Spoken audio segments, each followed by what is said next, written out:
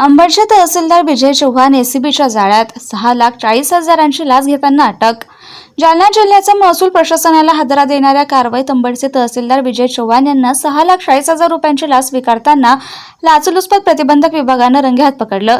शनिवार 6 जून 2026 रोजी सायंकाळी 7 वाजता मिळालेल्या माहितीनुसार अवैध वाळू उपसा आणि वाहतूक सुरू ठेवण्यासाठी मासिक हप्त्याच्या स्वरूपात लाचेची मागणी केल्याचा आरोप असून छत्रपती संभाजीनगर येथे धडक कारवाई करण्यात आली। या घटनेमुळे महसूल विभागात एकच खळबळ उडाली आहे। मिळालेल्या माहितीनुसार नदीपात्रातील अवैध वाळू उपसा आणि वाहतूक सुरू ठेवण्यासाठी तहसीलदार चव्हाण यांनी संबंधितांकडे दरमहा 7 लाख रुपयांच्या हप्त्याची मागणी केली होती। त्या बदल्यात वाळू वाहतुकीसाठी वापरण्यात येणारे 6 हायवा आणि 1 पोकलेन मशीनवर कारवाई न करण्याचं आश्वासन देण्यात आलं होतं।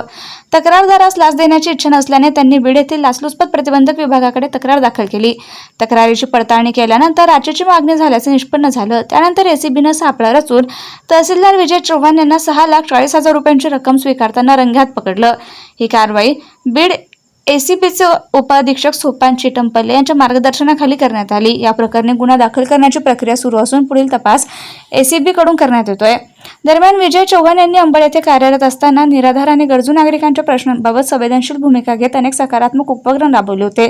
तसेच वाळू माफियांविरोधात त्यांनी अनेकदा धडक कारवाया केल्याने सर्वसामान्यांमध्ये प्रामाणिक आणि कार्यक्षम अधिकारी अशी त्यांची प्रतिमा निर्माण झाली होती। त्यामुळे त्यांच्यावर झालेल्या या कारवाईने अनेकांना धक्का बसला असून जिल्ह्याभरात या घटनेची जोरदार चर्चा सुरू आहे।